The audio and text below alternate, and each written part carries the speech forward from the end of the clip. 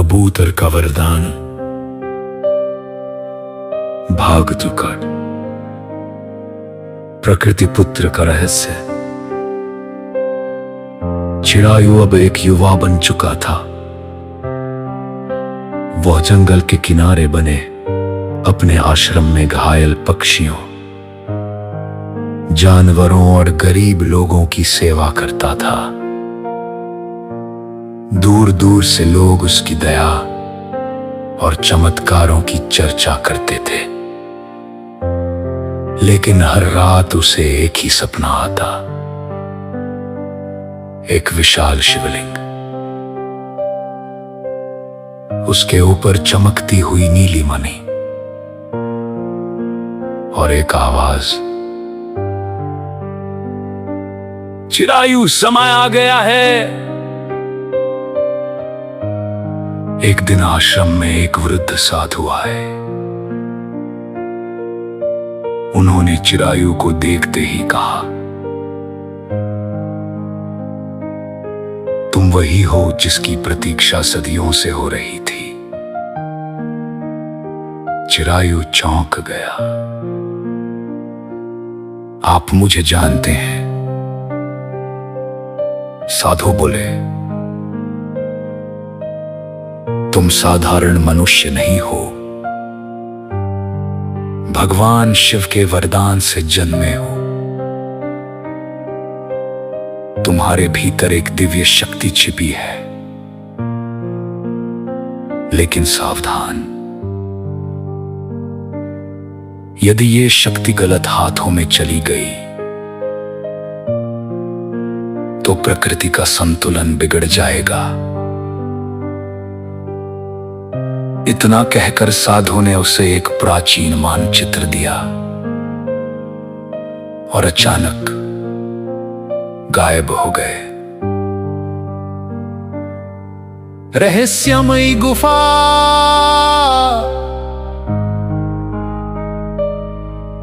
मानचित्र के सहारे चिड़ायु जंगल के सबसे पुराने पहाड़ तक पहुंचा। वहां एक विशाल गुफा थी। जैसे ही उसने प्रवेश किया, दीवारों पर बने चित्र चमकने लगे। चित्रों में कबूतर भगवान शिवा, माता पार्वती और एक दिव्य मणि दिखाई दे रही थी। तभी पीछे से आवाज आई, रुक जाओ। वो था भैरव सिंह, एक लालची तांत्रिक जो वर्षों से उस दिव्य मणि की तलाश कर रहा था। उसने कहा, मुझे वो मणि दे दो, नहीं तो यह जंगल जलाकर राख कर दूंगा। सबसे बड़ा रहस्य, चिड़ायु जैसे ही गुफा के बीच पहुंचा, नीली मणि अपने आप हवा में उठ गई। अचानक पूरी गुफा प्रकाश से भर गई। भगवान शिव और माता पार्वती का दिव्य स्वरूप प्रकट हुआ। भोलेनाथ बोले, चिड़ायु, असली शक्ति इस मणि में नहीं, तुम्हारे निस्वार्थ हृदय में है।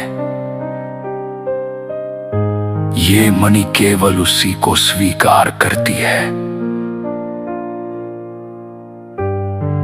जो बिना स्वार्थ के सभी जीवों से प्रेम करता है। भैरव सिंह ने मणि छीनने की कोशिश की, लेकिन उसी क्षण मणि से तेज प्रकाश निकला। उसकी सारी काली शक्तियां समाप्त हो गईं। वो घुटनों के बल गिर पड़ा, रोते हुए बोला, मुझे क्षमा कर दीजिए। चिरायु ने उसे दंड देने के बजाय क्षमा कर दिया।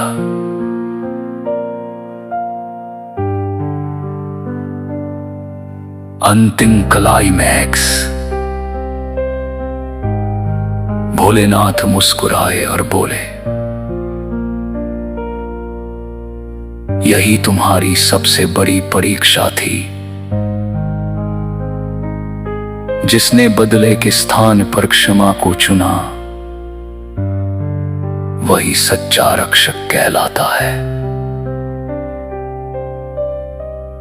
अचानक चिरायु के माता पिता, वही कबूतर और कबूतरी,